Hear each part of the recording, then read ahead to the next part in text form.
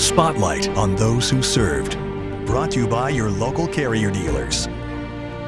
There's ruling with an iron fist, and then there's Colonel Scot Heathman. Compassionate, personable, and filled with positivity all describe the commander of the 375th Air Mobility Wing at Scott Air Force Base. He has had a military career full of successes, but not without adversity. That's only made him a stronger leader. I've moved Martian spacecraft that are orbiting Mars right now to humanitarian efforts down in South America, to flying in various combat zones. Colonel Scot Heathman has had one heck of a career in the United States Air Force. The Minnesota native now heads up the 375th Air Mobility Wing at Scott Air Force Base. It's a difficult thing, leading a large organization, because this in itself is like a city. Essentially, I'm the mayor. From a young age, Heathman knew he wanted to fly.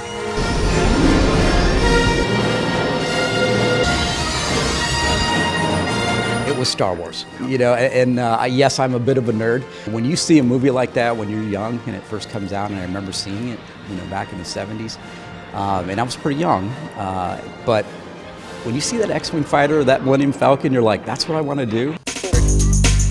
Missions to the Middle East, flying the KC-135 aerial refueler and C-17 cargo aircraft are some of Heathman's most memorable moments. When you're the airplane bringing in all the turkeys for Thanksgiving, you're the most popular aircraft in the Middle East or wherever.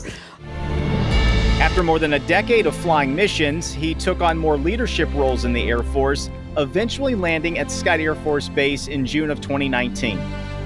But his journey wasn't that simple. His life changed dramatically 6 months before arriving in Southern Illinois. We were at a stoplight, we got hit from behind. And I had a little bit of whiplash, and through the course of them looking and doing MRIs and looking at my neck, they said to me, "Do you realize you have a brain tumor?"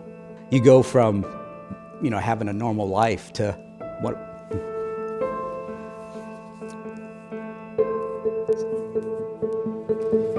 What are you going to do?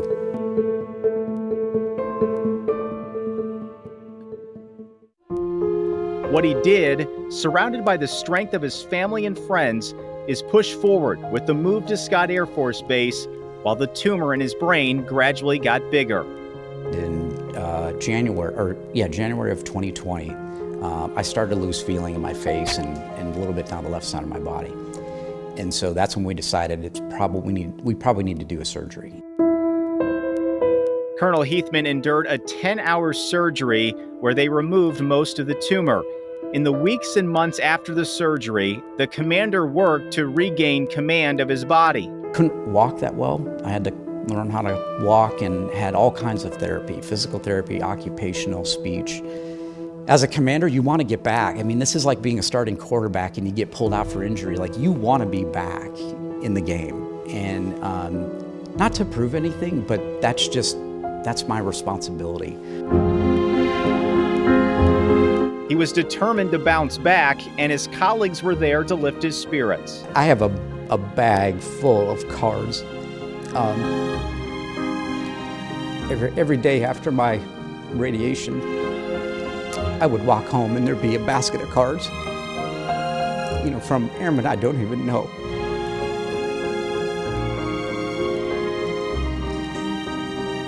You can't describe the feeling. It's just pure joy, and it kept me going.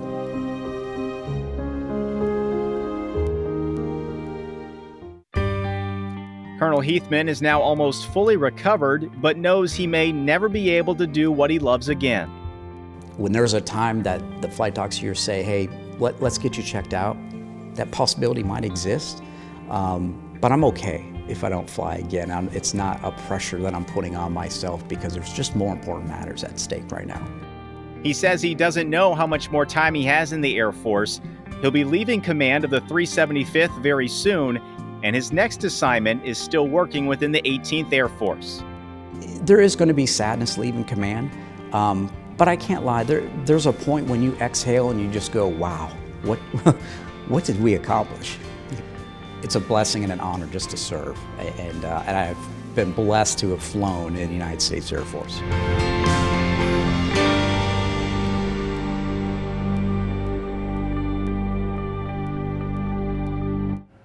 And I can tell you, interviewing Colonel Heathman is something I'll always remember. He cares so much for his country and his fellow military members. Well, guess what? They care a lot about him, too.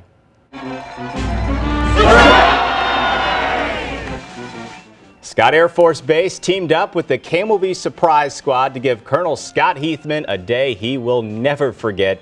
The cheers, tears, and of course surprises for the man leaving command.